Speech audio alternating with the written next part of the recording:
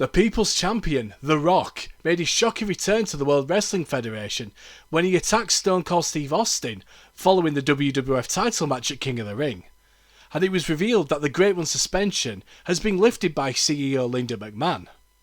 The Brahma Bull challenged the Texas Rattlesnake to a match on Raw, but found himself being interrupted by the Olympic gold medalist Kurt Angle, himself upset after the King of the Ring final loss to Chris Jericho.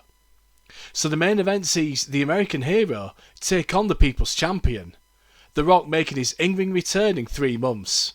Surely the winner must be considered the #1 contender to Stone Cold's WWF title, as we're now on the road to Fully Loaded.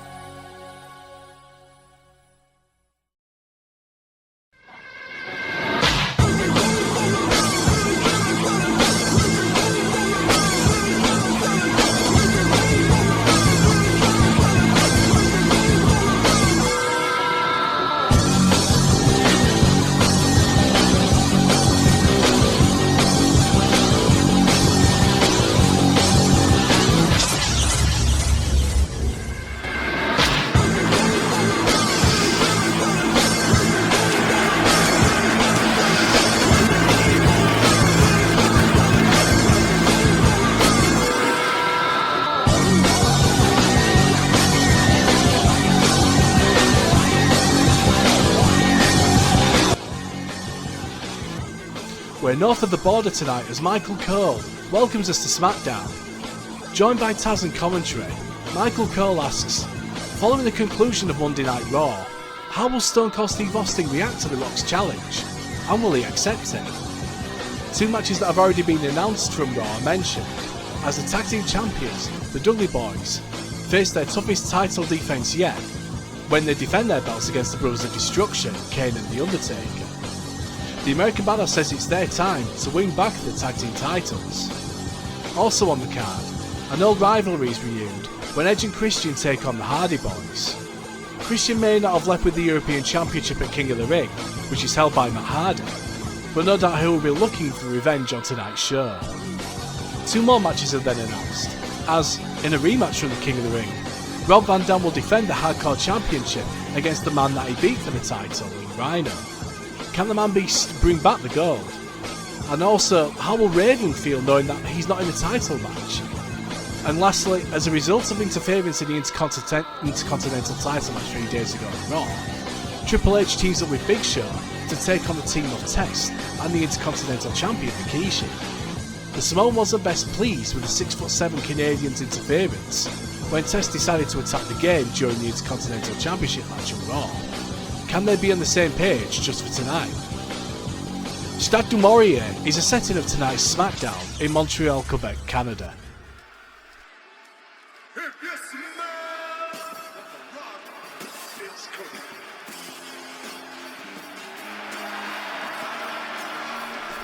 The People's Champion makes his return to SmackDown in 3 months as The Rock comes down to the ring. The Great One was back to winning ways following his victory over Kurt Angle in Raw's main event 3 days ago. He's made the challenge to Stone Cold Steve Austin. but as far as Austin accepting The Rock's challenge for a WWF Championship match at Fully Loaded goes, the only form of communication back from Austin to The Rock was, as Stone Cold would put it, in sign language. And it wasn't exactly the response that The Rock would have hoped for when the Texas Rattlesnake gave the People's Champion the double bird. Finally, The Rock has come back to Montreal! Now, The Rock realises that we're in Montreal, that we're in Quebec, and the Great One understands there are people here in Montreal who speak English, and there are people here who speak French. So, allow the People's Champion to introduce himself one more time. Finalement, The Rock est revenu à Montréal. Now, Stone Cold Steve Austin, The Rock saw you give him the double bird on Raw. The Rock saw what you did to that newcomer wrestler, imagining you were beating up the Great One. And The Rock saw you telling Vince to either choose between yourself or Linda McMahon. What's the matter, Austin? Are you starved of attention? Well, if that's the case, then The Rock can help you with your problem. All you need to do, Austin, is walk down the People's Ramp, get in the People's Ring, and then, Austin, The Rock will give you all the attention you need when he takes his size 14 boot, turns that sumbitch sideways, and sticks it straight up your candy derriere. And just like Raw, the challenge has been answered. But again, not by Stone Cold Steve Austin. This time, it's the chairman who comes down to the ring, Vince McMahon. He obviously isn't pleased that the Great One is back. And if that isn't enough, he has to contend with a disillusioned WWF champion, who demanding Vince choose between him and Linda McMahon on Raw, as well as the fact that the two-man power trip of Austin and Triple H is pretty much over following the King of the Ring.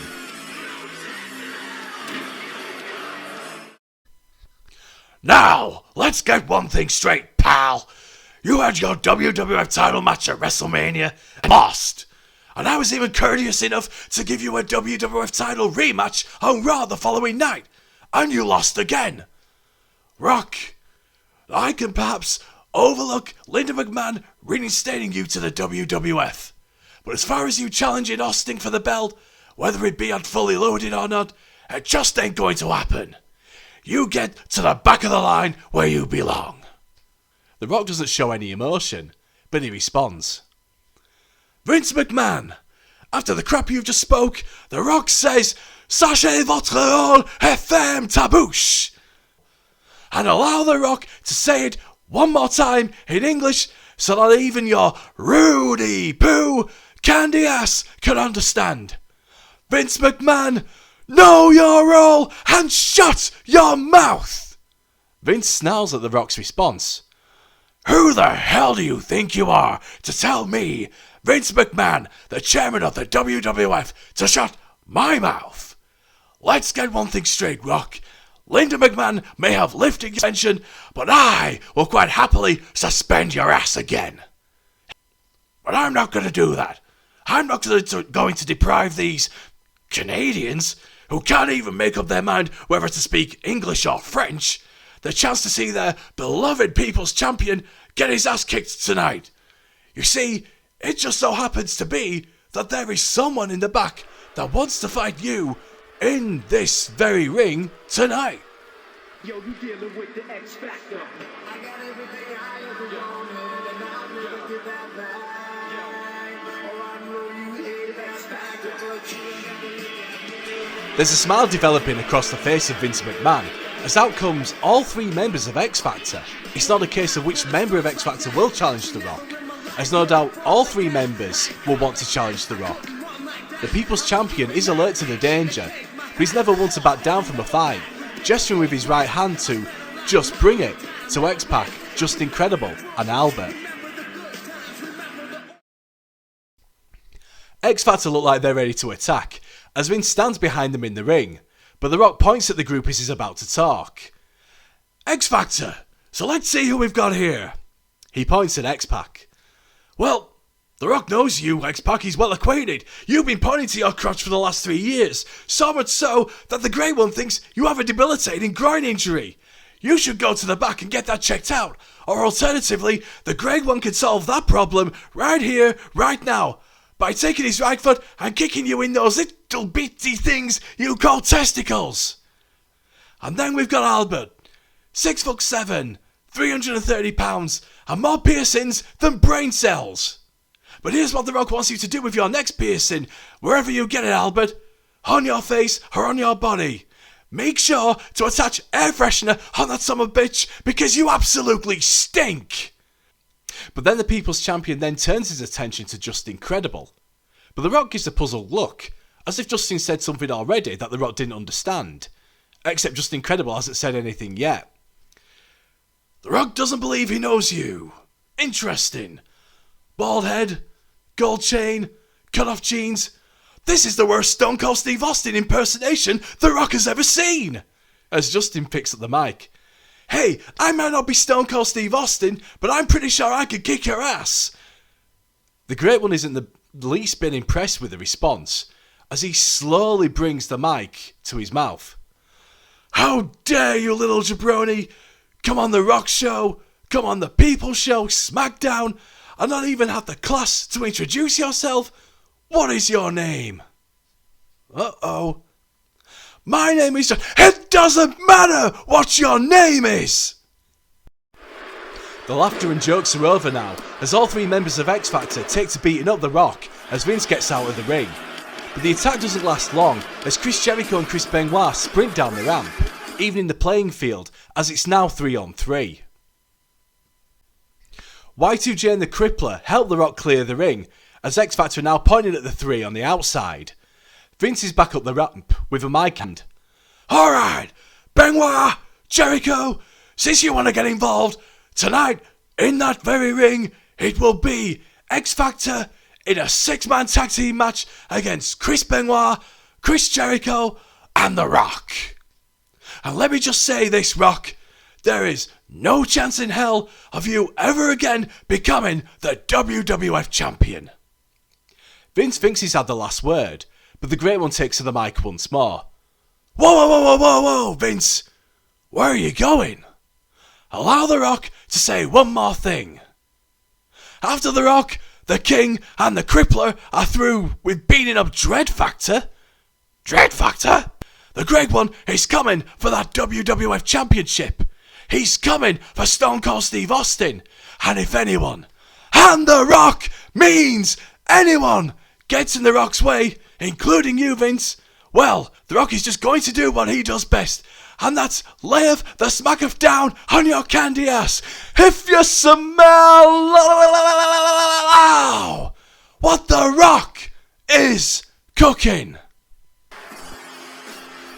Vince sees at the stage entrance, whilst X Factor at the bottom of the entrance ramp, pointing at Jericho and Benoit in the ring, who are leaning on the ropes, gesturing for X-Pac, Justin Credible and Albert to get in the ring, in the hopes that they can beat him down some more.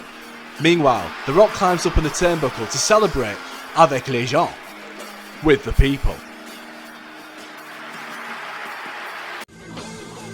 So tonight's main event is a 6-man tag team match. X-Pac, Justin Credible and Albert, who find themselves backing off from a tag team championship rematch due to the Brothers of Destruction challenging the Dudleys later tonight, take aim at the People's Champion instead. But luckily for the Great One, the 2001 King of the Ring Chris Jericho and his former foe turned ally as of late in Chris Benoit come down to save The Rock. Taz asks why Y2J and the Rabid Wolverine are getting involved in Vince's business, but Michael Cole replies why X-Factor have an agenda to take out the People's Champion. Nevertheless, the 6-man tag team match is set.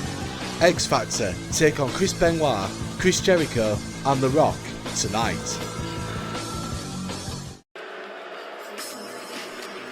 The opening contest north of the border sees Edge and Christian take on the Hardy Boys.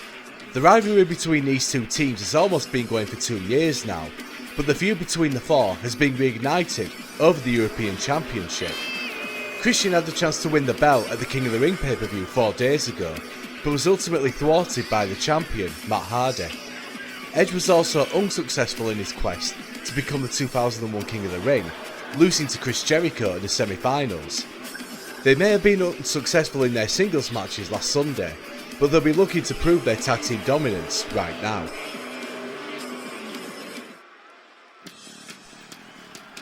This tag team match was made following the confrontation between Edge and Christian and Team Extreme and Raw.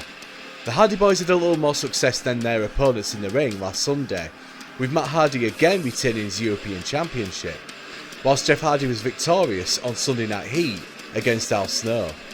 But despite their singles victories, the Hardys will still want to prove that they're the better tag team than their opponents Edge and Christian.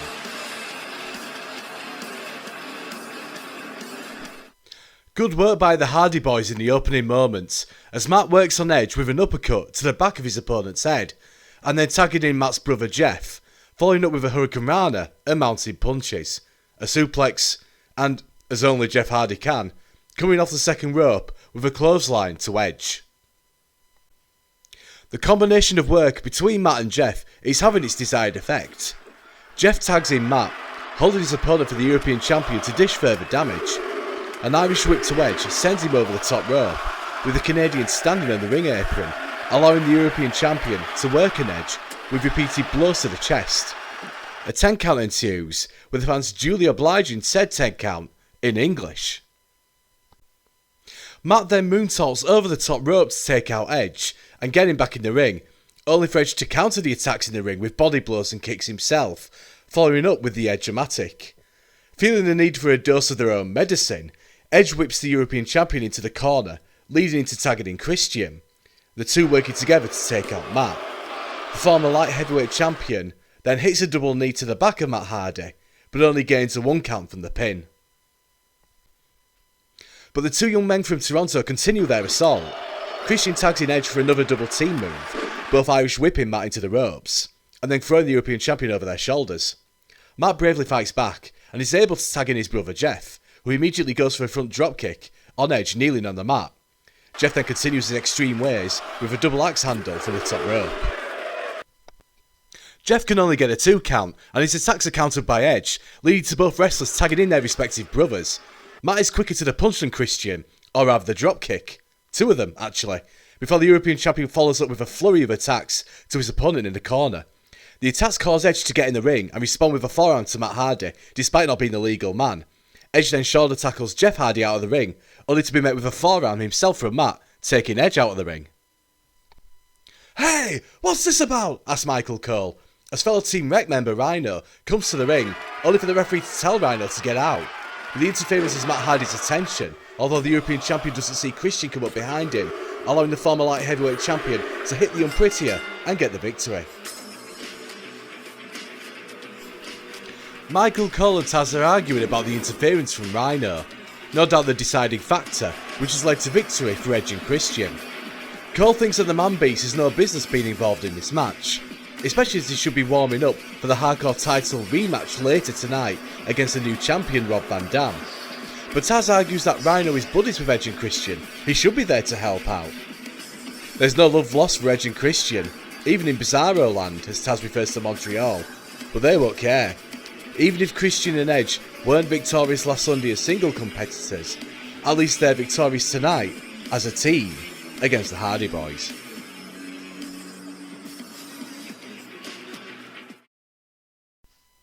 Jacqueline is backstage stretching when she's interrupted by Terry. The former Pretty Mean sisters seem to be at odds when it comes to the subject of the women's champion, Aja Kong. "Look, Jackie, you don't understand," says Terry. "You may have been the women's champion twice. You may have been pretty mean, like me in the past. But have you seen the size of Aja Kong? She'd eat you for lunch." Jackie rolls her eyes to Terry's comments. "In fact, Jackie, have you seen the size of Bull Nakano, let alone the size of Aja? You're in a no-win situation here, Jacqueline, so just leave well enough alone." Jackie is surprised with Terry's concerns. "Look, Terry, I haven't been afraid of any of the women who have dared to come in our locker room. I'm not going to start to be afraid of Aja Kong and Bull Nakano. Now, when I was the women's champion, I'll quite happily take on any challengers. Hell, I'd defend the belt against anyone from the men's locker room if they dared tried it on." Terry shakes her head in response. "Well, Jackie, You may have been one of the toughest in the locker room back then, but let's face it, your body's starting to break down. You're not the woman you think you once were. If you don't want to take my advice, that's fine. But don't say I didn't try to warn you. Terry walks off, with Jacqueline pondering whether Terry's concern for Jacqueline is as a result of Terry caring, or maybe it's a result of Terry's jealousy. Vince is on the phone, possibly with his lawyer, regarding a pending divorce to Linda McMahon. What do you mean she wants half my money? It's mine. I worked hard for that. I'm not going to let some snivelling... There's a knock at the door. Come in! Vince screams. He turns around to see Steven Richards. He's curious as to what the former RTC leader wants. Look, just get it sorted. She's not having any of my money. Goodbye. Vince hangs up and puts the phone in his pocket. Goddamn lawyers, what the hell do you want? Steven Richards doesn't seem too nonplussed with how angry Vince is, and speaks. Look, Mr. McMahon, I know I'm on my own now because there's no right to censor. I understand that, and I'm fine with that. But sir, there's still some things that exist within the World Wrestling Federation that they do not sit right with me. There's things in life that don't sit right with my beliefs. Get to the point, Stephen. Well, Mr. McMahon, take your position for once. I don't agree that you should be going through a messy divorce and be having to give up your share to Mrs. McMahon. That would be an example. Vince's mood has turned, possibly for the better. Well, I appreciate that, Stephen. What is it you want in regards to the World Wrestling Federation? Look, sir, I understand Rob Van Dam has a hardcore title rematch against Rhyno tonight. But between me and you, Mr. McMahon, I don't agree with the hardcore division. Which is why, after the title match tonight, I want to be next in line for a hardcore title shot. And when I have my chance, and when I win that championship, I will be presenting a new kind of division in place of hardcore. I'll be presenting a new, clean, competitive kind of division. The kind of division that you can be proud of, Mr. McMahon. You see, there's no more place for hardcore in this world. No more hardcore titles, no more hardcore matches, no more hardcore leisure, no more hardcore food and drink, no more hardcore divorces as well. And if I have it my way, it's time to clean up not only the WWF, but it's time to clean up this godforsaken world. Vince is intrigued with Stephen's suggestions. Interesting, Stephen. Okay, you've got the next hardcore title shot after Rob Van Dam versus Rhyno tonight. Steven Richards nods and leaves, but Vince stops him. And Stephen, if you can think of a way that I can get divorced without having to give up half of my money, then maybe I might consider you having a bigger position to play in the World Wrestling Federation. A corporate position, a World Wrestling Federation title shot, whatever you like. Again, Stephen nods, smiles and leaves. Vince also smiles and thinks to himself, it's time to clean up. Women's action now, as Aja Kong, the WWF Women's Champion, accompanied by Bull Nakano, is about to face her opponent who's already in the ring, known as Gail Kim. Bull Nakano will also be wrestling later tonight against a local competitor, and it's rumoured she's going to be facing more male competition. But maybe this is what concerns Terry. When talking with Jacqueline not so long ago, the fact that both Aja and Bull are capable of dominating their competition, regardless of gender. But as Jacqueline also said, she's not afraid to face men in the ring either. It only takes the first move, a wicked clothesline takedown from the women's champion, to realise that there really is only one wrestler in this match, and the conclusion of the result is foregone long before the referee has called for the bell. Even when Gail Kim tries to grapple with a female monster, it's just too easy for the women's champion to push Gail away like Aja swatting a bee or something. Bull Nakano needn't have bothered joining Aja in this match, but yet she's there to at least show her support for Aja, who continues the attacks and prolonging the agony for her opponent. Arm wrench, hook kick, climbing up to the ropes to hit a powerful elbow drop. Even if Gail Kim has somehow managed to get out of a suplex and Irish whip the women's champion into the corner, Aja is quick to retaliate with an elbow followed by an avalanche attack. The destruction is nearly complete. Punches, chops, knees to the face.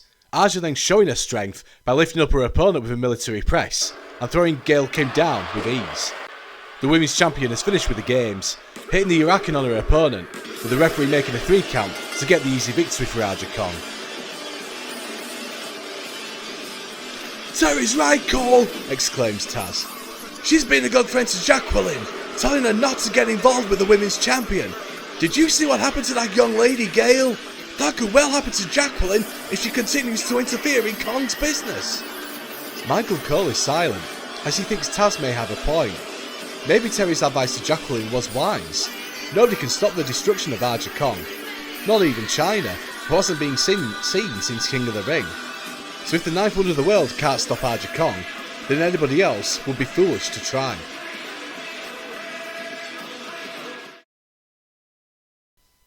All 4 members of Team Wreck are currently in the locker room.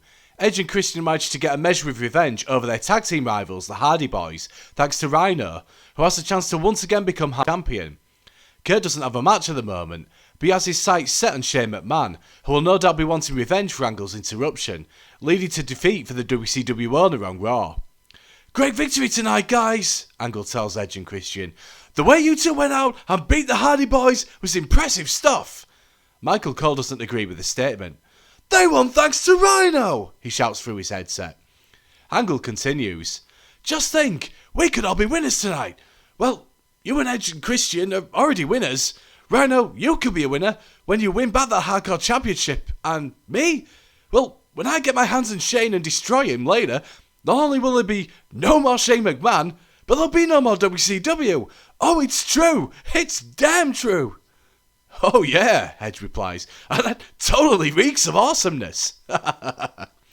Christian adds, "You beating up the WCW owner and kicking his ass will be, for him, nothing more than a crying Shane." Get it? Crying Shane? Because... Rhyno nods and smiles. Angle and Edge laugh too politely. But the 4 are interrupted by the newcomer, Chris Hero, who's continuing to introduce himself to the rest of the locker room. "Hey guys, just wanted to introduce myself, Chris Hero." The newcomer sticks out his hand, but there's no reciprocation. Nobody bothering to stick out their hand in return. Angle is bemused with the name. "Say your name again," as Edge and Christian look at each other and point at the new guy. "Chris Hero, sir." Hero again stretches out his right arm to the Olympic gold medalist, but Angle has a contempt, as if Chris Hero just insulted him. "Chris Hero, huh?" Angle says. "Chris Hero, you've got the audacity to call yourself Hero in front of Kurt Angle? You've got the audacity to call yourself Hero in front of a real American hero? Let me ask you, Chris, where are your gold medals?" "I'm sorry, sir. I never..." No, of course you don't. That doesn't surprise me one bit. But let's see how much of a hero you are when you face the true American hero in the ring tonight. Now go on, get out." Hero shrugs his shoulders and leaves, as Angle says, "I can't stand snot-nosed punks who call themselves hero. Unbelievable." Edge and Christian look away from Angle after this remark, knowing full well the irony that Angle called himself a hero too. Funaki and Taka Michinoku are in the back, talking with each other and translating. Yeah, Taki says to Funaki. "Watashi wa imasu, do mal. Sasite nakuimasu, onife." Funaki replies, "Onife." The two laugh at each other, the Japanese wrestlers saying their famous English catchphrase in French.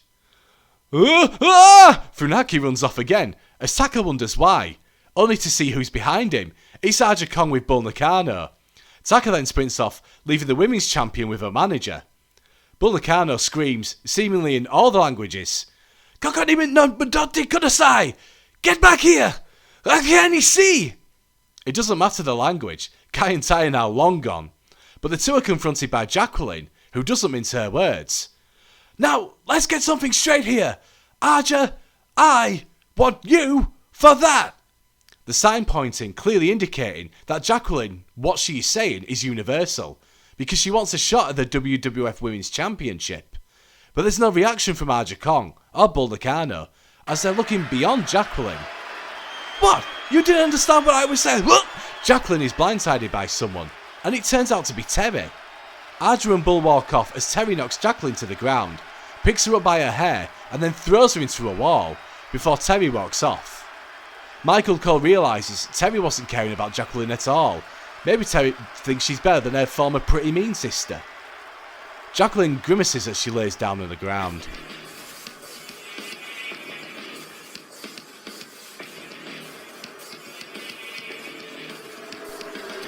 The first of 2 title matches tonight is a championship rematch from King of the Ring. Only this time, it's a different champion, as Rob Van Dam defends the hardcore title that he won 4 days ago, and his opponent is the man who he beat for the belt, in Rhyno. The Man Beast will be looking for revenge, or as the French-speaking part of Montreal would call it, vengeance.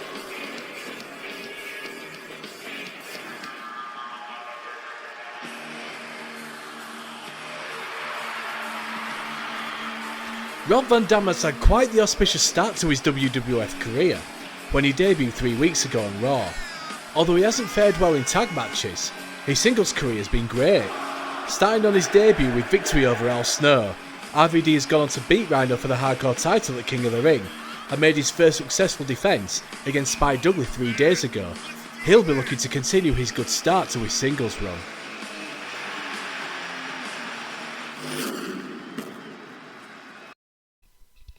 Rob Van Dam picks up from where he left off, with offense on Rhyno, with his quick feet, then slingshotting the Man Beast onto the ropes. It's mere seconds before the heavy artillery is brought out. Taz wonders on how athletically gifted the whole effing show is. Could he have played in the NFL? The question is posed after the hardcore champion grabs a trash can from ringside and throws it in the ring, taking out Rhyno in the process. In a desperate attempt to recuperate, the challenger for the hardcore title throws RVD back in the ring, trying to shake off the attack, but he's soon met with a springboard missile dropkick from the champion. Van Dam stands the trash can up, upside down on the mat, driving Rhyno's head first into it. The whole effing show proving that his first throw wasn't a fluke, as his second throw of the trash can again takes out the Man Beast. Rhyno is back up after a 1 count and hits Van Dam with a swinging neckbreaker after the champion went to grab a chair from ringside. It seems that the whole effing show isn't the only man qualified to play in the NFL, as Rhyno throws the chair into the face of RVD, then charging at the champion in the corner, derriere first. But again, a 1 count, only this time for Rhyno. The Man Beast whips RVD into the opposite corner, charges again to hit a shoulder tackle, then picks up the hardcore champion to hit a spinebuster, ready in the final attack in the corner. The Man Beast is gesturing for the whole effing show to get up, so Rhyno can respond with a gore. Only for Matt Hardy to come into the ring from the crowd. The European champion hits the Man Beast with a twist of fate onto the chair. Van Dam climbs to the top to hit the 5-star frog splash, get the pinfall, and retain the hardcore championship.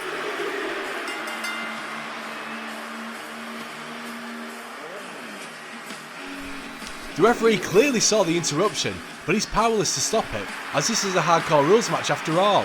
No countouts, no disqualifications, and nothing but sweet vengeance for the European champion. Matt Hardy was screwed out of a tag team match victory at the beginning of the show by Rhyno, and as a result, Matt Hardy has got his revenge against the Man Beast by screwing Rhyno out with a hardcore title.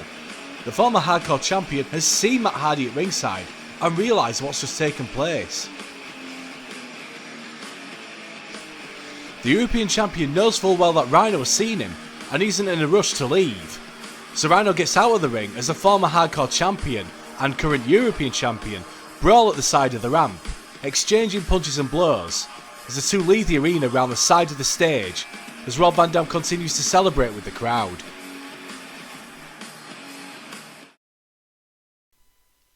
Vince is in his VIP room with the WWF champion Stone Cold Steve Austin, as well as the Big Show.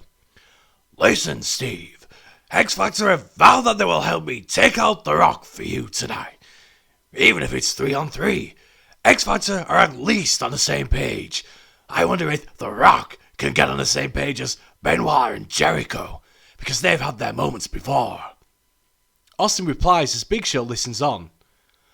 Well, that's fine and dandy, Vince, but just to make sure that they get the job done, old Stone Cold's going to be sat ringside on commentary to make sure that they get the job done.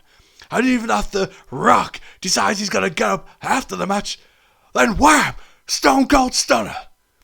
But listen, Vince, I still want to know, are you going to make a decision regarding your wife? Remember, Vince, you can have Linda McMahon in your life, or you can have Stone Cold Steve Austin. You can have us both. But before Vince can respond, Triple H comes through the door. Honor! Exclaims Vince, as if he's glad that the interruption means the chairman doesn't have to give his response to the Texas Rattlesnake. What can I do for you, Triple H? Yeah, Triple H, what can we do for you? Austin, continuing to repeat Vince, says in response. Look, I don't want to know what's going on between you two, but as far as I'm concerned, I've got more important things to worry about. Now, Big Show, me and you are in a tag team match tonight. I want to get my hands on Rikishi after he beat me for my Intercontinental Championship. Triple H then looking at Austin. No thanks to you. Austin tilts his head and snarls at the response, but somehow manages to maintain his composure as Triple H looks back at Big Show. And I want to get my hands on Test for costing me the chance to become Intercontinental Champion on Raw. And I know you want to get your hands on Test for him beating you 3 days ago. The game puts his arm around the 7-foot 500-pound giant and leads him out with the VIP room. Now listen, Show, what we need to do, but before they can get out of the office, in walks CEO Linda McMahon, followed by Mick Foley. Hey guys, says the hardcore legend, as Linda puts her hands on her hips whilst looking at Vince and Steve. I hope I'm not interrupting anything. Austin gives a stern look at Linda, as well as Vince. Triple H meanwhile is talking with Big Show as they're walking out, but stops and looks at Linda McMahon, thinks for a while, and then continues to walk out with Big Show. Austin says in a mocking tone towards the CEO, How can we help, Linda? As Vince gives a stern look to the Texas Rattlesnake. Look, Vince, I don't want to sound condescending or patronising. I'm sure you've got a lot on your plate as it seems. But listen, you fired William Regal as WWF Commissioner. Now, if you want to take on the extra responsibilities, Vince, then that's fine. But just know, I'll not be that far behind you, making sure things are right with the World Wrestling Federation, in the interests of fairness, of course. Vince gives a puzzled look to the CEO as Linda continues. But if you are looking for a new commissioner, then maybe I could make a suggestion. Mick Foley steps forward, smiles, and puts his thumb up to the chairman and the WWF champion. They're shocked with the suggestion. And maybe you can make the commissioner role official, says Mick Foley, right here in Montreal, Canada.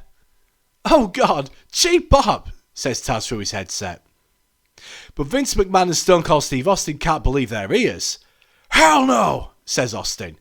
You want to reappoint the guy that made Vince's life a living hell? You want to reappoint the guy that put 6 of the WWF superstars in a Hell in a Cell match? To hell with your decision, Linda. That just ain't right. Austin looks at Vince. Tell him it ain't right. Well, Steve, that's right. Austin tells Linda and Foley that it's a bad decision on behalf of Vince before Vince can even give a response. Well, guys, Linda says, it's just something for you both to think about in the meantime.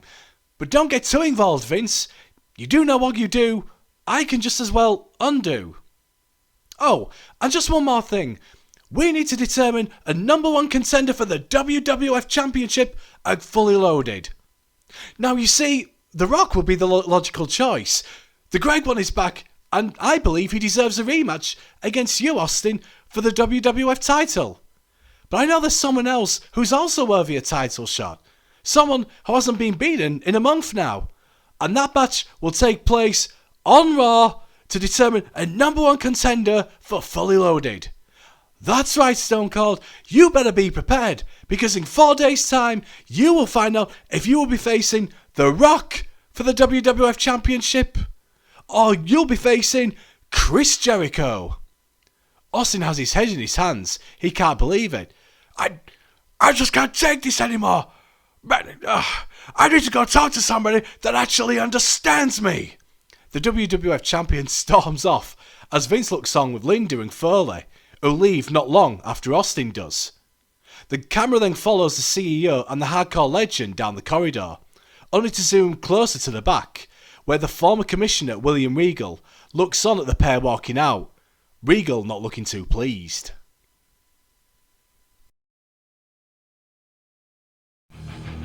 Oh my! What a huge match set for Raw! Says Michael Cole, as the SmackDown commentary team hype up the Chris Jericho vs Rock match in 4 days' time. A huge match indeed. The Rock, who's been gunning for Stone Cold Steve Austin and his WWF Championship ever since he lost the title at WrestleMania, finally has a chance to go one-on-one with the Texas Rattlesnake for the strap at Fully Loaded, if he wins the number one contenders match. But he shouldn't underestimate his opponent, Y2J, the Ayatollah of Rock and Roller, and now King of the World, Chris Jericho. He hasn't lost a match in over a month now. Something's got to give indeed. Taz, ever the observant one, also makes it known that before Jericho and The Rock can start thinking about the road to Fully Loaded, they first have to concentrate on the main event tonight, as the two are part of a 6-man tag team match, and what's more, they're on the same team. They need to coexist for the time being.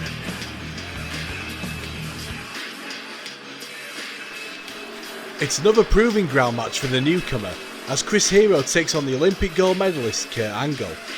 Hero has been making his introductions to the WWF Superstars in Raw, and soon found himself in a debut match against the WWF champion, Stone Cold Steve Austin.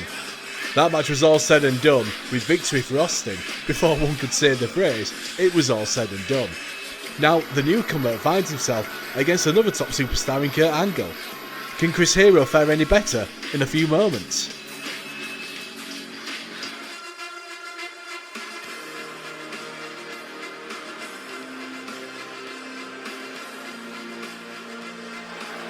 The American Hero hasn't taken too kindly to the fact that Chris's surname just so happens to be Hero too, the Olympic gold medalist feeling he should be the only hero the WWF needs. Whilst the former WWF champion awaits the arrival of the WCW owner in Shane McMahon, Angle has decided, since he doesn't have competition tonight, to take out his frustrations on the newcomer.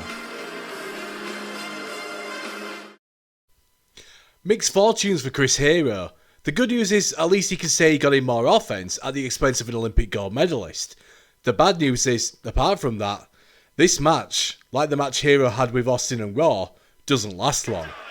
Angle with a fireman's carry takedown to begin with, at least in the newcomer hitting a big boot on the American Hero, and then picking up the Olympic gold medalist, holding Angle's left arm so Hero can work on kicking at the chest of Angle, before following up with a clothesline, a standing moonsault only getting a 1 count.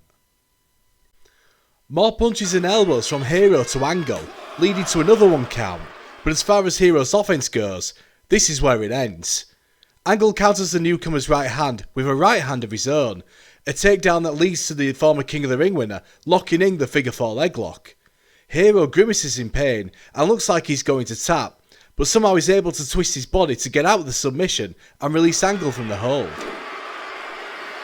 But Angle is like a shark, and Hero's legs might as well be covered with blood, as the Olympic gold medalist takes down his opponent again with the ankle lock. Hero is struggling to cope with the pain and can't seem to grab at the ropes. There's only one thing Chris Hero can do, and that's tap to the submission. The Olympic gold medalist can be heard through the camera. "You see that, Shane? You see what I've done to the new boy? This is what awaits you when you get here tonight. I'm gonna break your ankle into pieces, and then I'm gonna break your body in half. You ain't gonna be able to run WCW because Daddy's gonna run through you."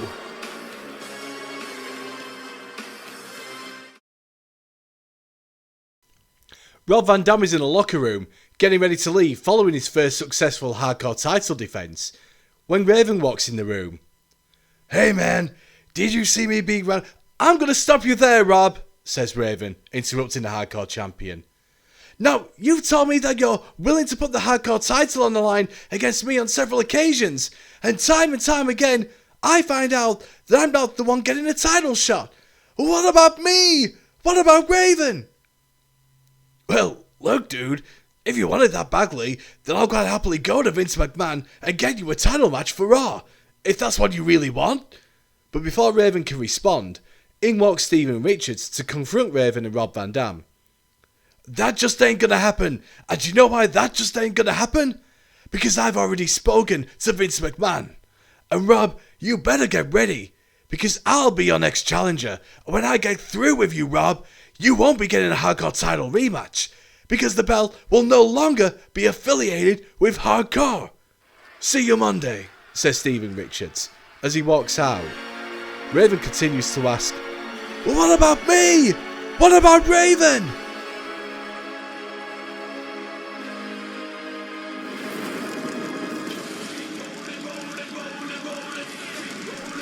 The Tag Team Championship is on the line as the Brothers of Destruction challenge the Dudley Boyz for the titles.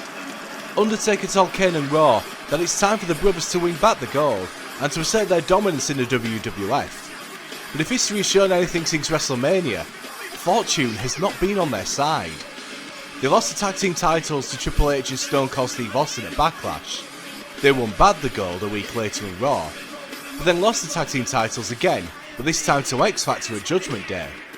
And 4 days ago at King of the Ring, both failed to win gold in their respective matches. The Big Red Monster getting pinned in a triple threat tag team match for the tag team titles, whilst the Deadman couldn't win the WWF Championship in a fatal 4-way match. Now that they have the Dudley Boyz just 2-on-2 in a few moments, this is their chance to take back what they feel is rightly theirs.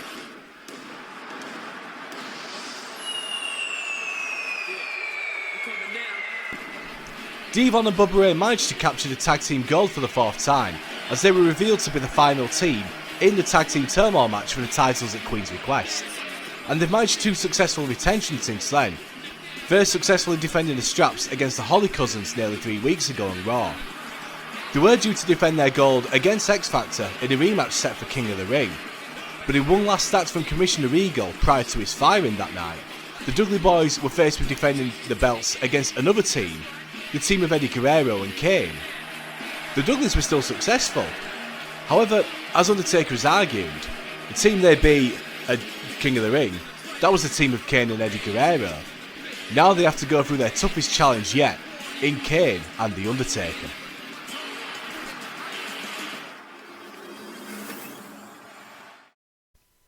If they believe that the Dudley Boyz are trepidatious, walking into their toughest title defence yet, then Bubba Ray and Devon are clearly not showing it. Bubba throws Kane into the ropes after a net breaker, working on the Big Red Machine with continuous right hands, Kane falling to the ground in a heap. Bubba driving his body into the back of Kane when Bubba has his opponent set up in a camel clutch position. The Dudleys aren't letting up, and the attack to Devon leads to a double team move, Irish whipping the Big Red Monster into the ropes and following up with a double shoulder tackle. The Big Red Monster is soon back up after a Devon DDT, Kane picking up his opponent and hitting a hard scoop slam, and then twisting at the head of Devon. The Mass Machine throws Devon into the corner, tagging in the American Badass. The Brothers of Destruction clearly have their own arsenal of double team moves, as Kane launches Undertaker off the top rope, Undertaker hitting his own shoulder tackle to Devon. The momentum is now in the camp of the challengers. Taker's strength is such that he can throw Devon to the mat face first by grabbing at Devon's head. A pile driver has one half of the tag team champions reeling on the outside, leading to the Undertaker launching himself over the top rope and taking out Devon. As Bubba looks on, the Deadman celebrates with the crowd, but Taz feels that the pandering is unnecessary time wasting, as the pinfall doesn't make the count of 2, let alone 3. Devon's up and squaring up to the Undertaker, the Deadman now finding his head being drilled into the mat continuously.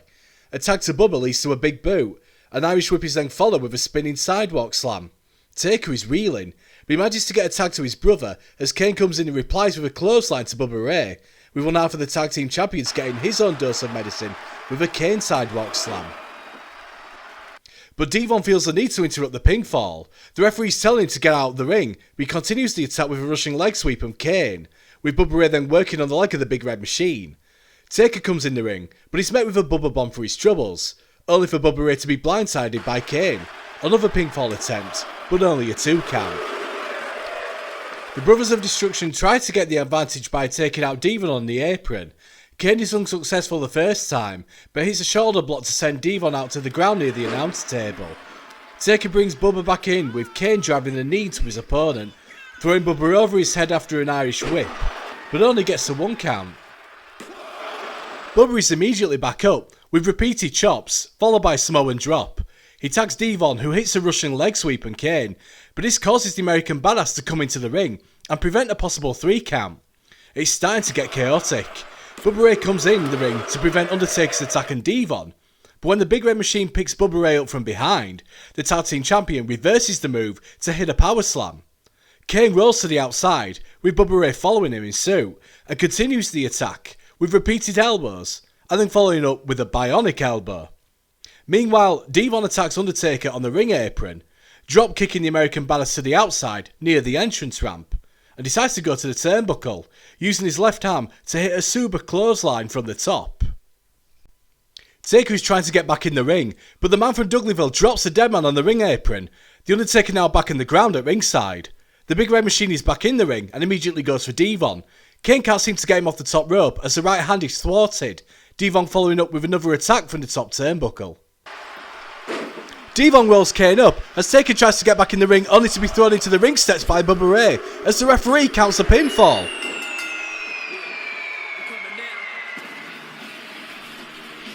Oh my! Screams Michael Cole again. The Dudley Boyz have just retained their belts against the Brothers of Destruction. I don't believe it! In a well-thought game plan, the Dudley Boyz, no doubt coming into this match as underdogs, have somehow outsmarted Kane and The Undertaker. And I can't believe it! Exclaims Taz to Michael Cole in response. Taker is up and has realised what's happened. He's looking at Kane as to how the Big Red Machine has allowed defeat following a roll-up, but Kane's looking at Devon, who scored the roll-up, and then the referee to make sure that it was a 3 and perhaps not a 2 count, before holding his head in his hands in disbelief, the realisation setting in that they've lost the chance to become tag team champions. Surely the Dudley Boyz have etched their names in stone as one of the greatest tag teams of all time. Because if the Brothers of Destruction can't dethrone Devon and Bubba Ray, then who can?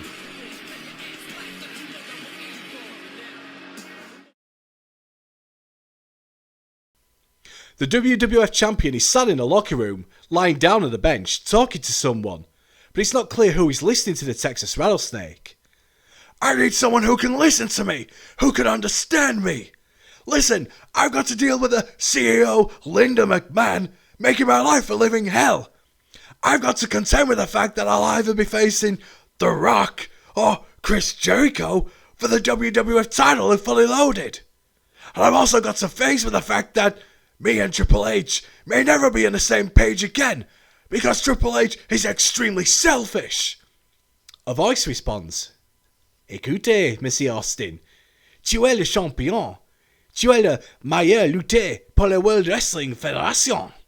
The camera pans out to show the person listening to Austin, sat next to him on the bench, is the model Rick Martel. Well, merci, Monsieur Martel. Why can't Vince see that? Why can't Triple H see that? Why? Oh, sorry, Rick. Pourquoi? Before Monsieur Martel can respond, in walk Aja Kong and Bull Nakano. They lock eyes with the model and the WWF champion. Both now stood up. The situation seems tense, until Aja Kong surprisingly speaks. Sakai de Ichiban, with Bull Nakano responding, toughest SOB in the WWF. This really puts a smile on Austin's face. Well, arigato to you, Bull and Aja. Thank you, you guys. You make me so proud. I'm glad to call you my real friends. Real friends? Replies Michael Cole. Look at you. The way you dealt with Kaientai, the way you dealt with Ese Rios, and you, model, the way you've dealt with Tito Santana in the past. That's what champions do. That's what a champion does. I know Stone Cold appreciates you, Austin stops in his tracks as the four see a fifth person walk into camera shot. It's Raymond Rougeau. Austin, c'est le bottom line, says Raymond, with the other three people finishing the sentence in unison. Because Stone Cold said so. Austin has never looked happier in his wrestling career, smiling at the group as he walks off, saying, Merci, arigato, thank you, as the four look at Austin walking out. Damn it, screams The Undertaker, as he's pacing up and down the corridor, King leaning against the wall. This was our chance to win back the gold, and you let Devon pin you with a handful of tights? Is the American Badass blaming the Big Red Machine for their defeat? What happened to the Big Red Monster I once knew? Come on, man, you're better than this. Michael, Cole and Taz are thinking to themselves, uh-oh, but the Undertaker walks off. Kane isn't exactly fighting back with his words, as if to suggest deep down he knows he truly is the one at fault. And maybe the American Badass is right. Maybe Kane is not the monster he thought he once was.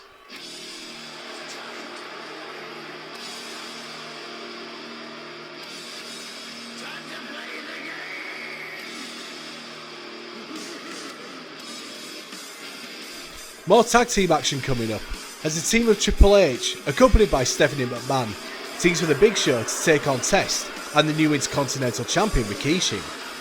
The game was outperformed by the Samoan 4 days ago at King of the Ring, and to add insult to injury, an inadvertent chair shot from the Rattlesnake to the game allowed the Samoan to become the new Intercontinental Champion. Triple H had his rematch 3 days ago on Raw, and whilst his showing against Rikishi wasn't necessarily as one-sided as the pay-per-view match, the result wasn't that much better, as interference from Test resulted in a DQ victory for the Cerebral Assassin. It will go down in the record books that Triple H beat Rikishi, but he didn't leave with the Intercontinental title as a result of the disqualification. He's here to exact his revenge on both Rikishi and Test at the same time.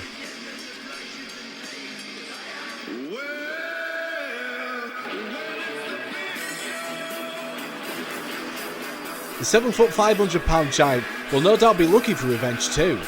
He may not have won the WWF Championship at King of the Ring in the Fatal 4-Way match, but defeat to Test and Raw the following night won't have helped his quest for a future WWF title shot, if that is indeed his plans. He was out to get his vengeance and Test following the Intercontinental title rematch later during the same night on Raw, but no doubt he'll be looking to finish the job in a few moments.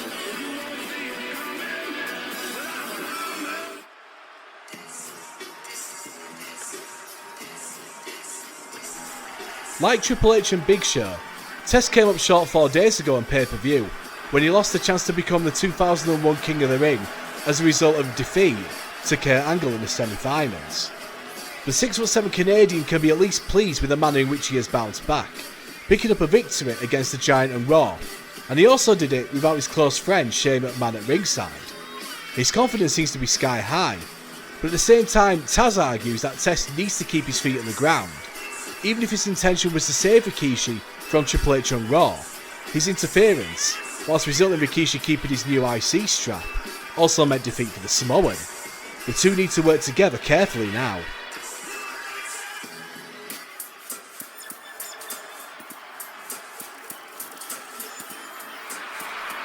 Rikishi's the only one in this tag team match who can claim victory at the King of the Ring pay-per-view, with an impressive showing against Triple H for the Intercontinental title, and somehow dodging Stone Cold Steve Austin's chair shot to attack the WWF Champion and finish off the Cerebral Assassin with a Samoan driver, leading to a new Intercontinental Champion as a result.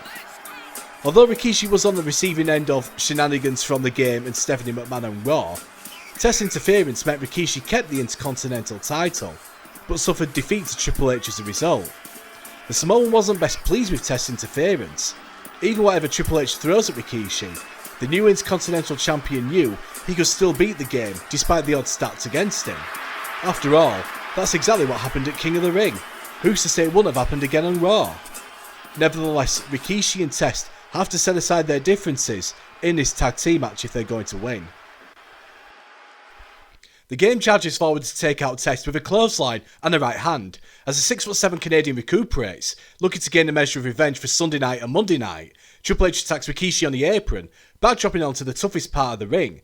But Test is back up to attack the Cerebral Assassin at ringside near the announce table. The referee continues to count towards 10, as Test throws Triple H into the steel steps. The count is getting dangerously close to 10, as Test makes it back in time, but Triple H is going to be counted out, only for the Canadian to break up the count as he leaves the ring again. Test celebrates at ringside, but Rikishi isn't too pleased with the Canadian and tells him to focus on the game. Test obliges, Irish whipping the now former IC champion into the ropes, tagging in the new IC champion. Rikishi coming off the top rope with a double axe handle to the left arm of Triple H. Again, the Cerebral Assassin can't seem to get the better of Rikishi, who easily fends off Triple H, pushing him away, following up with a clothesline and a sit-out spinebuster, but he can only get a 2 count. Triple H dodges the next Rikishi attack with a right hand, leading to an abdominal stretch. Now we can get the offense in the new IC champion, whilst at the same time giving himself time to breathe. but instead he opts for the tag to Big Show, who's crying out for a tag. The 7-foot 500-pound giant grabs Rikishi and throws him into the corner, working on the left-hand side of the Samoan, Rikishi's arm and then his leg. Big Show hits Rikishi with a flatliner and then goes for a cover, but he doesn't even reach the count of 2. The Giant continues to work on the Intercontinental Champion with a right hand, a left hand, a chop and a big boot. Rikishi then somehow manages to make the tag to Test, who follows up with a flurry of hands to the man he beat on Raw, then hitting a headbutt on the Big Show and finishing with a neck breaker. The Giant is down, so Test decides to channel his attention by taking out the Game and the Apron with a shoulder block, and to rub salt into the wounds, celebrates in front of his ex-fiancée. But Cole is screaming through his headset for the 6'7" Canadian to turn around. Big Show has a choke and Test. Rikishi's down and out, and the Giant hits a choke slam as the referee's about to count the pinfall.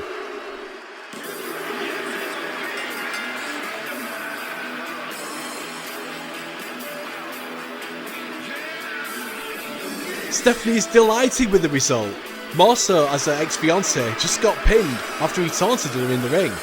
Triple H comes back into the ring and celebrates with Big Show as a result of the victory. Meanwhile, Rikishi, who stood at ringside and looks at what's just transpired, has his hands up. It seems Test's confidence, or rather his arrogance, has gotten the better of him to the point where his team looked likely to win, only for it to be taken away in just 3 seconds. And that's all it takes sometimes. The Game, the $1 billion Princess and the Giant celebrate in the ring. The Canadian lies down and out at ringside. And as for the Samoan, he's had enough. Even if he is the Intercontinental Champion, he walks back up the ramp.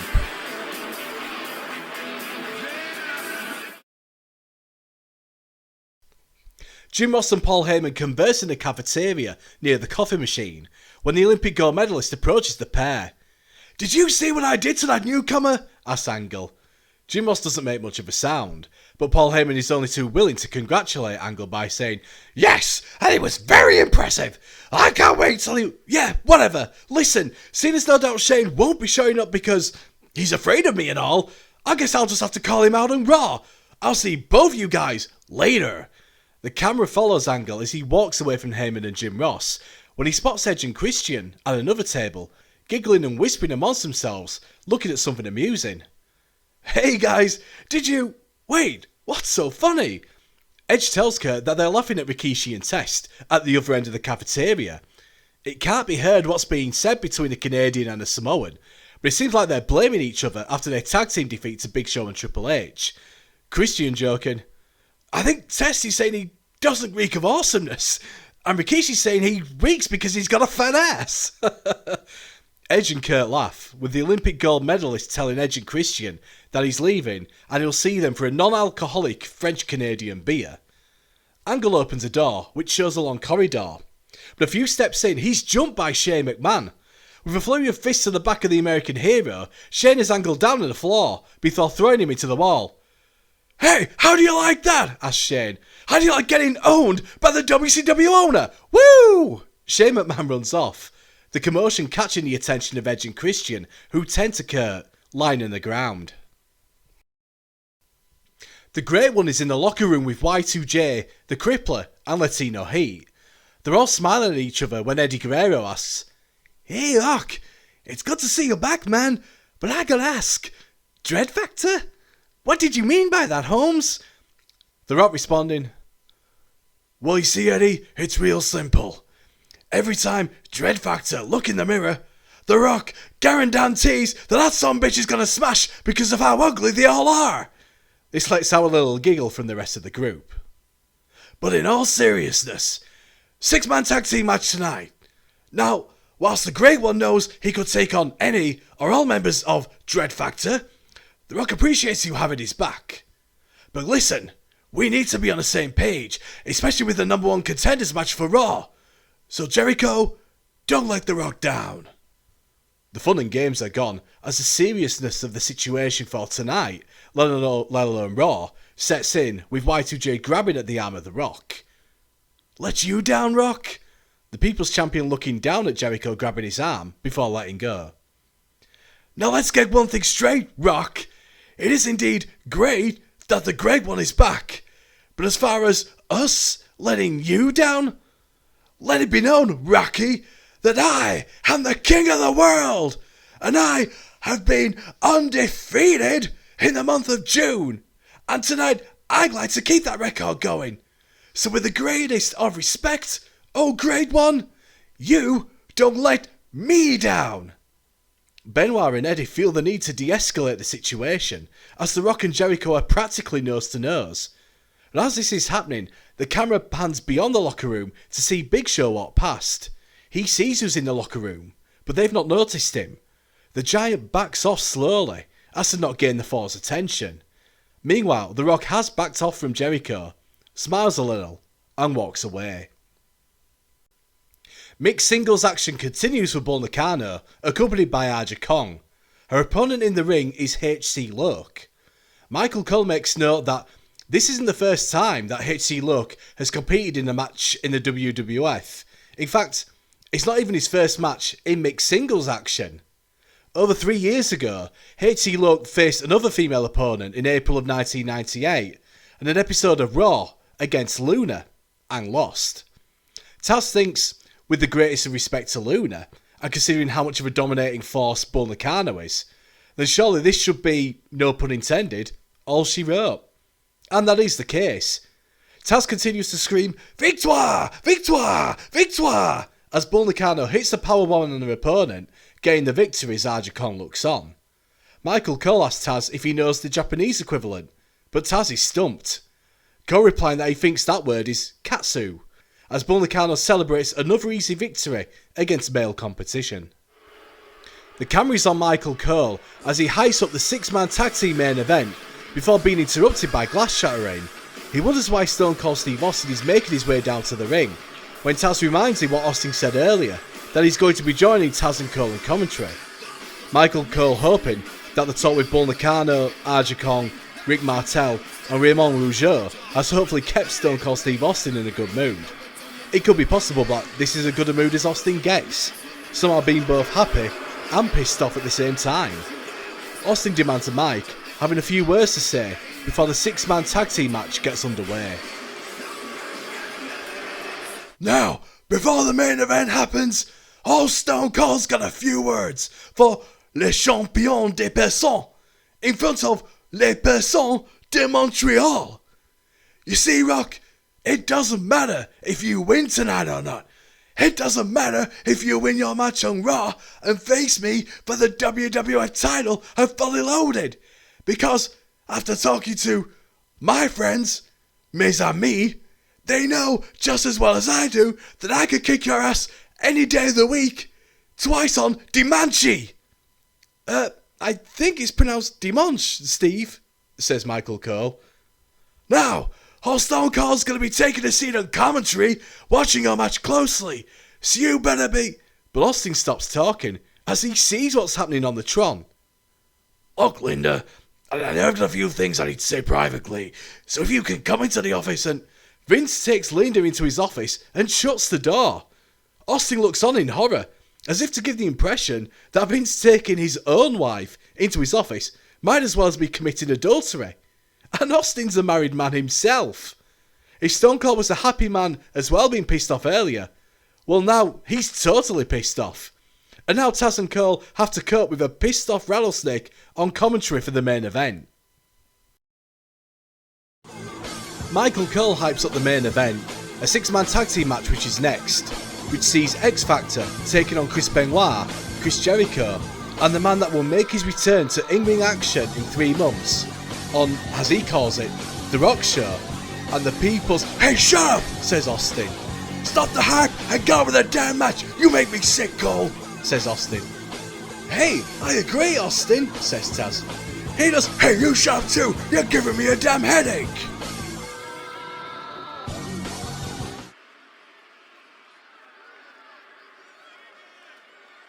Yo, you dealing with the X Factor. I got everything I ever wanted, and I'll never give that back.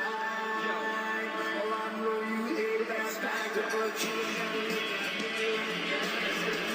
The main event is now. X-Pac, Justin Credible and Albert taking on Chris Benoit, Chris Jericho and The Rock. Whilst the group known as X Factor were unsuccessful in gaining back their tag team titles on Sunday, they were not involved in being pinned. and weren't exactly thrilled to find out that the Brothers of Destruction had beaten X Factor to a tag team title shot against the Dudleys. Instead, the group of X-Pac, Justin Credible and Albert have took to doing Mr. McMahon's bidding by taking out the Great One tonight, although they've now found themselves at odds with the Crippler and the King of the World being involved.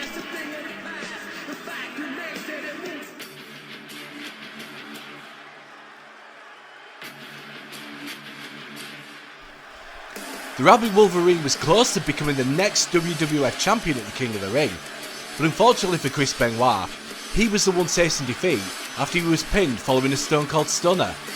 Besides that, the Canadian Crippler has formed somewhat of a friendship with Chris Jericho as of late, the two continuing to have each other's backs in the ring and backstage.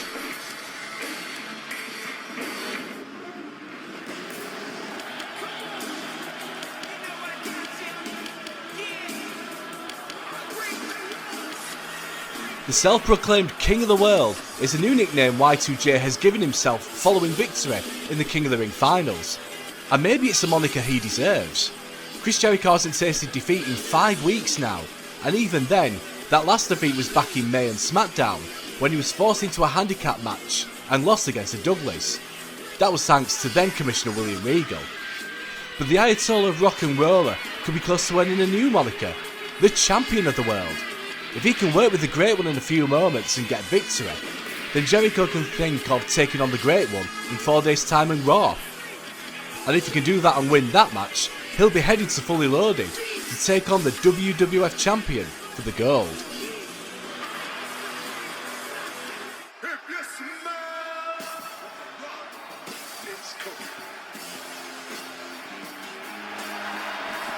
3 months since the People's Champion has been in the People's Show, but now The Rock is back in in-ring competition in the main event. His sole focus since returning on pay-per-view has been payback, getting revenge on the Texas Rattlesnake and winning back the WWF Championship. It's not what Vince wants, and even if Austin said it doesn't matter if The Rock wins or not a few minutes earlier, clearly it does, as the WWF Champion mocks the People's Champion and the people through the headset. Ah! Listen to these dumb idiots! Lucky! All these people, they suck! They're pathetic! Nice fisherman suplex from X-Pac and Benoit, but as the Crippler fights back, Jericho immediately asks for the tag, hitting the former DX member with a jawbreaker. Y2J looks for a Hurricane Rana, but the former European champion manages to reverse it into a European uppercut. He goes for a cover, but it's way too early to be thinking about pins, as he only gets a 1 count in the process. One thing that X Factor have, or at least likely to possess, is cohesion. X-Pac whips Jericho into the corner where his X Factor team buddies are, but there's no tag as of yet. Chopping the chest, working the left arm, and choking out the King of the World with his right leg. X-Pac attacks a now grounded Jericho with foot stomps. He berates the Montreal crowd with continuous crotch chopping. The Ayatollah Rock and Roller, he's crawling on the mat, heading towards Benoit on the ring apron, and manages to get a tag. Benoit's on the offense with a DDT, and whilst this X-Pac who's known for his comedy martial arts pose with his hilariously bad Japanese taunt, it's the Crippler who's pulling out the impressive punches and kicks against his opponent. The Rabid Wolverine is distracted by Albert and taunts him by cutting the throat, but X-Pac has tagged in Justin Credible unbeknownst to Benoit.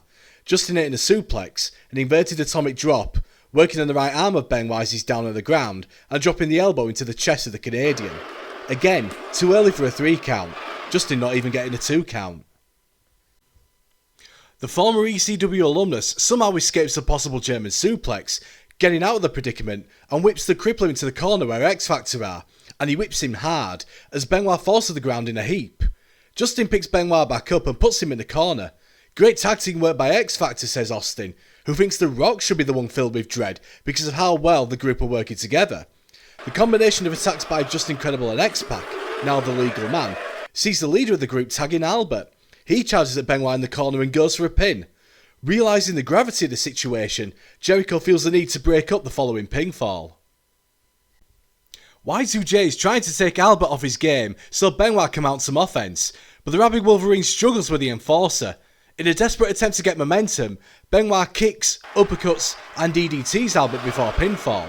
It allows the cripple some breathing room, but not for long, as again, it's only a 1 count. Benoit tags the Ayatollah back in, who only walks into an Albert right hand, followed by a fallaway slam. The strength of Albert is such that he doesn't need to Irish whip Jericho into the corner, but throws him into the corner with ease. Tags in Just Incredible, and the two combine to throw the 2001 King of the Ring winner over their heads.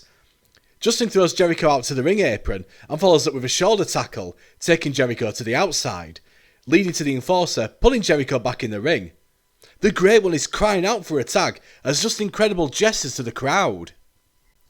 Oh, here we go! Oh, shut up! The Rock is in, and he's laying the SmackDown, literally, with a raw DDT. A kick to Justin then leads to the Great One, locking in the sharpshooter. A sharpshooter in Montreal! How original! Austin making reference to the 97 screw job. But there's no need to worry about whether Justin taps or not, as X-Pac comes in to break up the submission, and then Albert comes into the ring. All hell has broken loose! Screams Michael Cole, as all 6 men are in the ring. The referee's losing control. Oh, come on, referee! Do your damn job! Screams Austin. The Rock and Just Incredible are the legal men as they continue to attack each other. Benoit hits a powerbomb on X-Pac. The Great One has the former ECW star down in the corner, but manages to prevent an Albert sneak attack from behind with a bulldog, as Jericho charges at Credible with a dropkick. Rock sizes up Just Incredible, coming round 2, with the Great One hitting Rock Bottom! Rock Bottom! The referee sees this pin clear as day and goes for the count.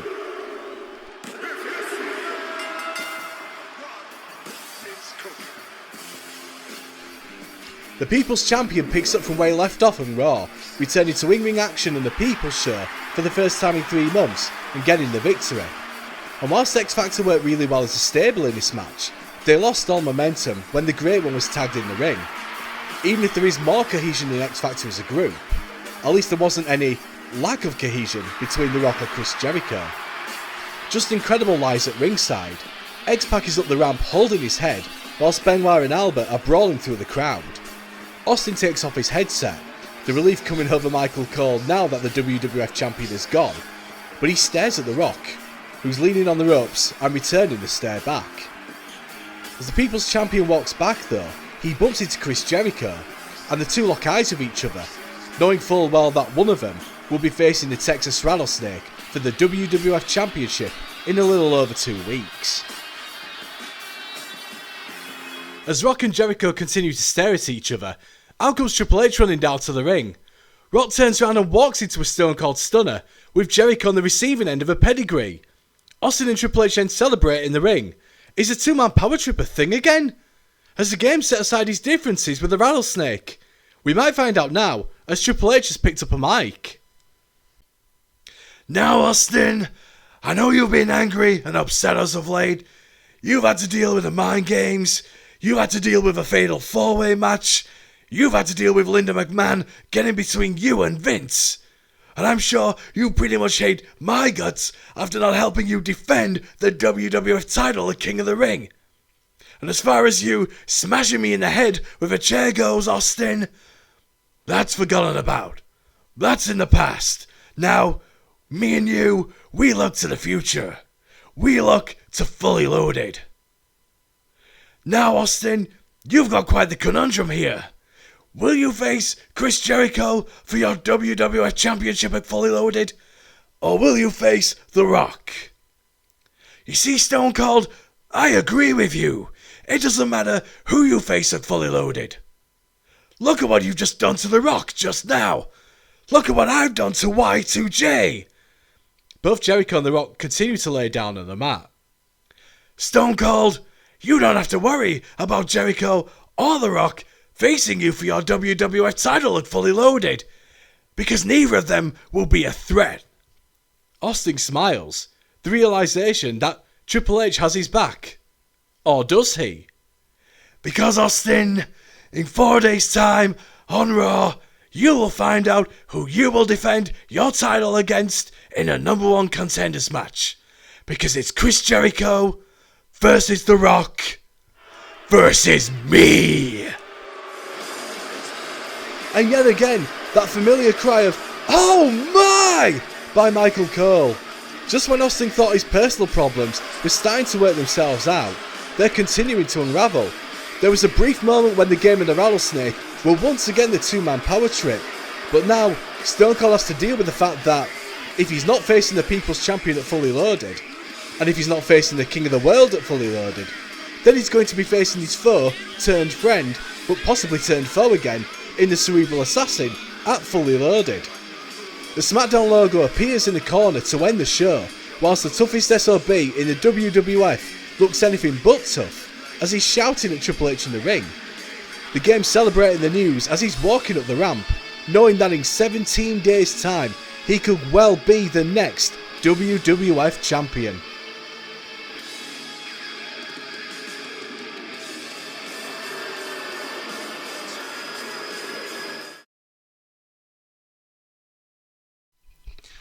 Just to say, I've not included this in the show, but as you can see from the top, I've also had a post-show tag team match where Dean Malenko and Perry Saturn, who I should add have been accompanied by Eddie Guerrero, have defeated the Team Storm and Chris Harris. That was really just to get the four on the card, but there'll be more involvement from the former Radicals in the upcoming weeks. Stay tuned. It's also just as a way as well to increase both tag team experience score. Storm and Harris have little at the moment. Dean Malenko and Perry Saturn is middling, but the more experience they get, I imagine obviously the better their tag team scores will be as a result. So that's the reason why I've got them on the post-show match. So, 88, again, really happy with that score. The angles have certainly helped this show, although the matches weren't great. The main event, being decent at least. I'm aware of the fact that I booked this in the province of Quebec, and depending on how the mod was created, it will vary by regions, countries, as well as the popularity of those performers when it comes to those regions and countries. For example, the Hardcore title rematch between Rob Van Dam and Rhyno got a 58 tonight. Compared that to their 72 score at the King of the Ring pay-per-view. Their match at the King of the Ring pay-per-view was held in Greensboro, North Carolina, which is in the Mid-Atlantic region of the US. So when looking at the popularity of Rob Van Dam and Rhyno, their Canadian popularity on average is 15 points lower, give or take, when compared to the US. So 58 is to be expected from their score tonight. It's 14 less than 72, so it's a fitting score, although it does seem a little bit low. I don't know, it could be argued that Rob Van Dam and Rhyno should be as popular in Canada as they are in the US, maybe, but I'm going to defer to fellow wrestling fans across the Atlantic. I am, after all, in the UK, so it's hard for me to say from the British Isles. One thing I've learned at TEW 2020, let alone the fact that most are now on the TEW 9 bandwagon anyway, is as I'm still learning, is the impact of an angle, whether something that I select or create through the freestyle angle. So, I can use a freestyle angle to hype up a match, for instance, but if I'm booking that with the wrestlers on, let's say, overness, I'm fearful that I'm not going to get a good score. But I've realised that if I make that angle a minor angle as opposed to a major angle, which I think you can do in the top right corner, then I don't think it really affects the score. I'm not too sure from a show perspective, but it doesn't affect the score in the reference to an associated storyline. So as a result, if I get a minor angle lower league score compared to this associated storyline's heat, it won't affect that heat score as a result. But as a result, it will not it won't advance that storyline as a result because it's just angle. Which I think is good when it comes to main event guys. But at the same time, it's always necessary to be wary that I've got to make sure I'm booking shows that at least have major angles in two different storylines. If I'm doing this particular method, for instance, I'm not going to be advancing any storylines. I know this anyway because obviously the game will tell me as such. But I just think it's a good idea, for instance, as you see what I'm doing from a cosmetic standpoint, where I mention an angle, a match graphic video, I can then lead that into what I'm actually showing from a visual perspective, and at the same time not really affecting the storyline's heat by bringing it down, for instance. I've also noticed that minor angles, they will disappear off the list of all the angles and matches you booked in that particular show too. So when you've booked a show, if you go back to the history of that show after you've booked it, if you booked a minor angle, you will not see it on the list of all the angles and matches you had. It's just a minor angle, not a major angle. I don't know, I've only just discovered this. Most of you know this anyway, but I'm deliberately saying most because I know there's at least someone I've watched still playing TEW 2020 like me. I can't remember who it is. I don't want to call them out because I don't want to feel like you're getting it wrong. But at the same time, I've got it wrong too, so I'm not really calling anyone out for the wrong reasons. But I know that there's somebody else who's done this particular example. They've done the freestyle angle, who's the major impact type. And as a result, they've done it to advance a storyline, and it's lowered their storyline heat. And they were annoyed by it. I don't blame them. I've been annoyed by mine when I've done it in the past. So, if there is anybody, whoever it is, I don't know if they're watching my shows like I'm watching theirs, but if it is, if you think it might be you, hopefully you're watching this as well. Hopefully what I've said here makes sense. If you want to advance a storyline from like a cosmetic perspective, just to say something to hype up, but you don't want it to affect the storyline's heat, then just change the impact of the angle in the top right hand corner from major to minor. It won't affect the storyline's heat, which is good if you've got a good heat for that particular storyline. I don't know if it brings down the show's average sky. I imagine it might. Although at the same time, I'm really happy with getting an 88, so I've not really looked at it thoroughly, investigated it. There may be somebody else who knows that rather than me, but it's just something to take on board. Whoever it is that's still playing TEW 2020 like mine. I've not played enough of TEW 9, so I don't know if that would work as an example. I don't think it does. The storyline seems to be a lot more multi-dimensional, which is great. Again, I'm still toying with the idea of TEW 9, but I'll get into that at another point. So, the title of this show, which is called Found in Translation, it's obviously play on words from the phrase lost in translation. And the idea is it's based on the connection that wrestlers have understanding with each other in different languages. For instance, the main angle that I've used this title on, I've made Austin the focus of this, as part of his psychotic, but yet at times hilarious heel character. Those of you who are watching during June and July 2001 WWF may remember the angle that Austin had with Tajiri, which is the angle that I've done with Austin here, with Austin, Rick Martel, Aja Kong, Bull Nakano, and Raymond Rougeau. That was what it was, kind of inspired from. Austin finding solace in non-English speaking people listening to him and understanding him better than English speaking people, which is what Austin did with Tajiri in that particular promo. I need somebody that's going to listen to me. I need a confidant. I need a friend. I can help you. Not now, Deborah. I need somebody that understands me. I know. I understand you. You know that. What are you talking about, Deborah? You're my wife. I hate to admit this, but I need someone to talk to. Stone Cold, I am always there for you. I'm talking about Tajiri. Vince McMahon's wife is ruining Stone Cold Steve Austin's life. Well said. I do not deserve this, Tajiri. Look at the belt. Easy. Ain't right. What do you think the solution is? You're a very wise man. I appreciate the help, my friend. Most humble. Thank you. If anybody's asking, sadly I haven't been able to sign Tajiri in this playthrough. He's got an exclusive contract with New Japan. That's my fault for being a booker this particular show rather than the owner. I'll probably know that for next time. I wanted a bit of a challenge, but at the same time, Vince McMahon, in other ways, limiting what I can and can't do, and an in-game perspective, let alone this character in real life. Good God.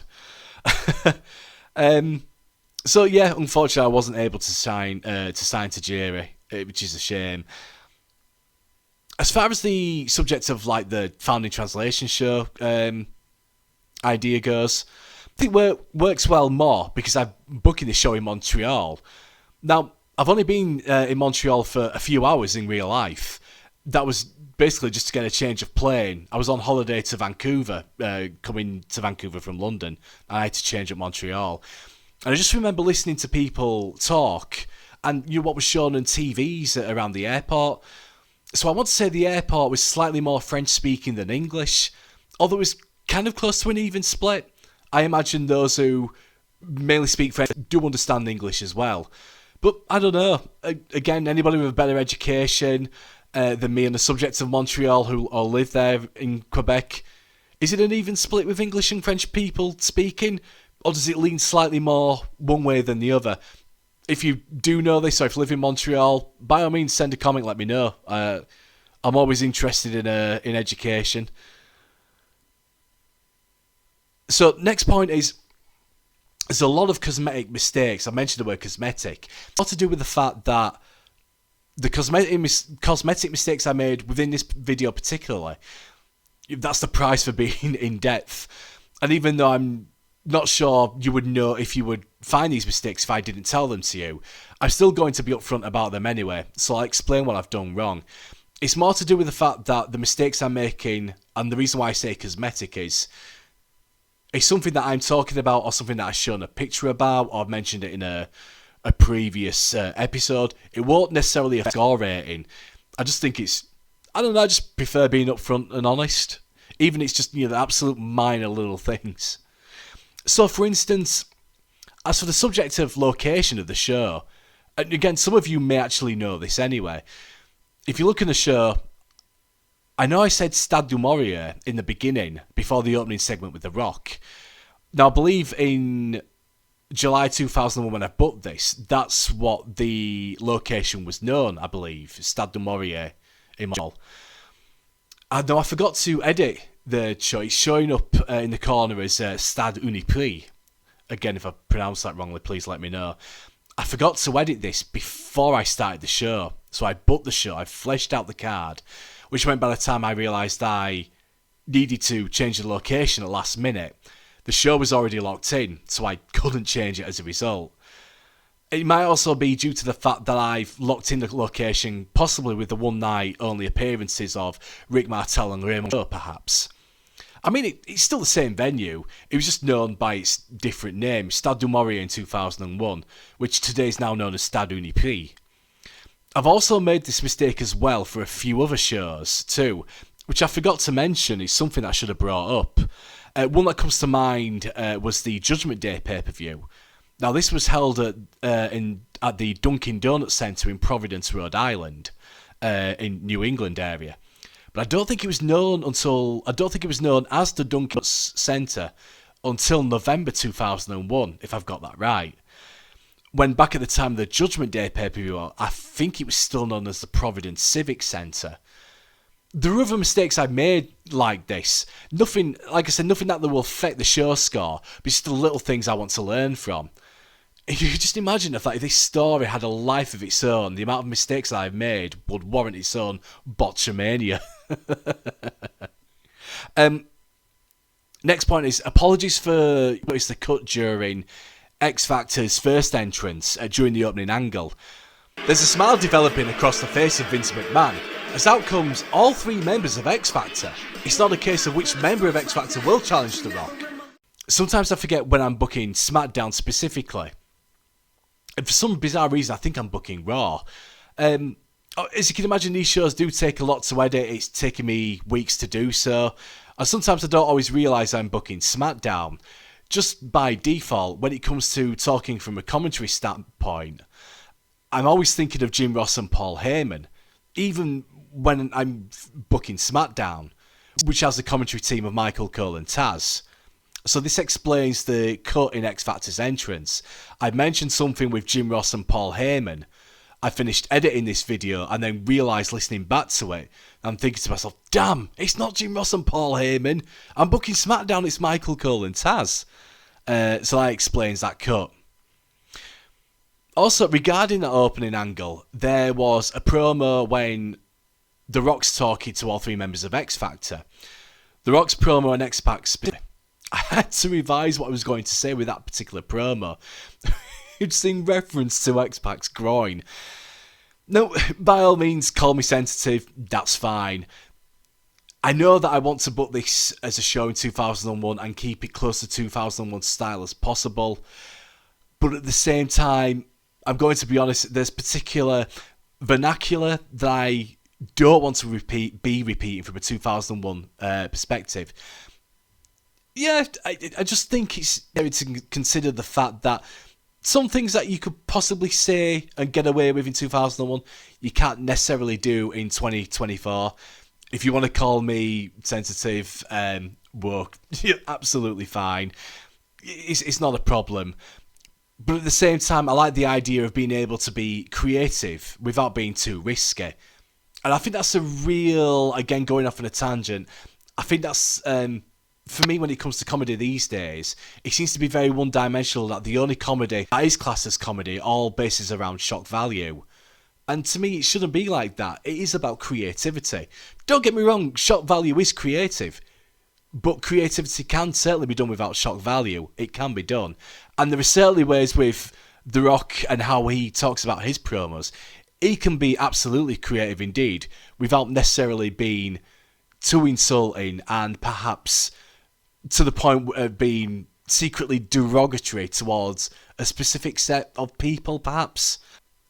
And that's the reason why I've chosen not to... not exactly mention what I was going to say originally. So I'm not going to. I'll let you figure that out for yourself. Send me a comment, though, if you do actually want to know, but I'm only going to say so much. The Angle title I did with Jacqueline, which I think was called Interview with... is it... I know I'm saying it Jacqueline. I don't know if it's an American thing or if it's the way Tony Kimmel used to pronounce it. Interview with Jacqueline. But that was a big segment. I've called it Interview with Jacqueline. Now, you're obviously wondering, well, who is the interviewer in this particular segment? And I don't know if I forgot to change the title from Interview with Jacqueline to Jacqueline Argument with Terry, or if indeed I was going to include an interviewer, which would either have been Kevin Kelly or Jonathan Coachman in that particular segment. Some reason I've forgotten, hence that's the reason why that particular title of that segment didn't make sense.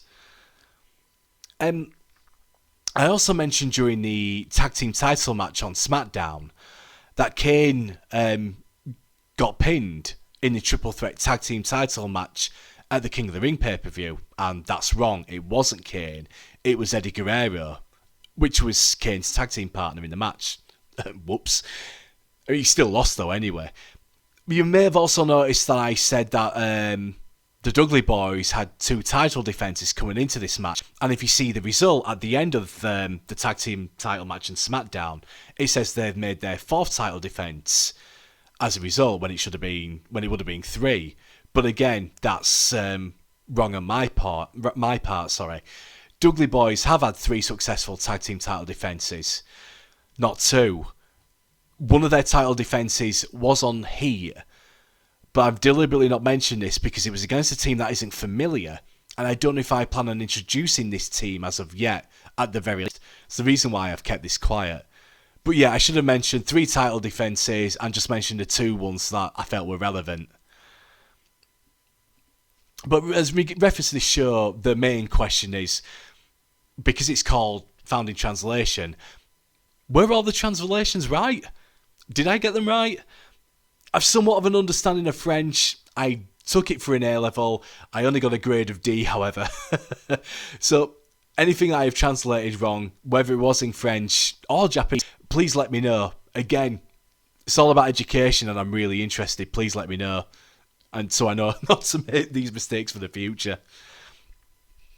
Right, so looking forward. So with the revelations and the mistakes out of the way, it's now time to look forward towards the road to Fully Loaded. So the next show will be Raw. And there are 3 matches announced for the show. So first, after confronting Rob Van Dam and Raven, following RVD retaining his title in a rematch, Rhyno, the former leader of Right to Censor vows to clean up the hardcore division.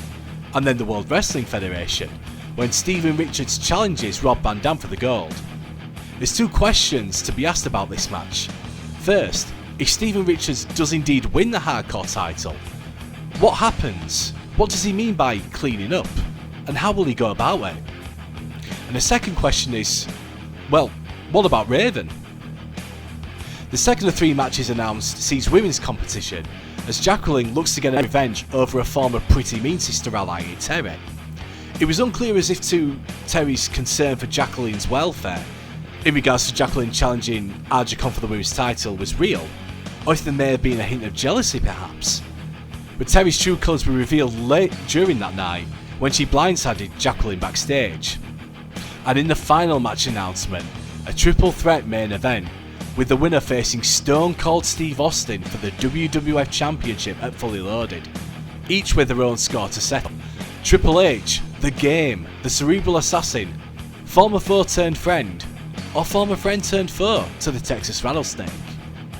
Chris Jericho, Y2J, the Ayatollah of Rock and Roller, and self-proclaimed King of the World. He scored another victory tonight. That's now 5 weeks without defeat. Can he keep that record going? And lastly, The Rock, the Great One, the Brahma Bull, the People's Champion, the most electrifying man in sports entertainment. He's gone with victories on Raw and SmackDown since he returned at King of the Ring. And surely he hasn't forgotten what happened at WrestleMania 17, nor the following night on Raw. One of these men will be the #1 contender to the WWF Championship in a little over 2 weeks. So as the road to Fully Loaded draws near, there's a commercial that reveals the location of July's pay-per-view. So I'll leave you with that, and as ever, thank you so much for watching. Money, money, money, money, money.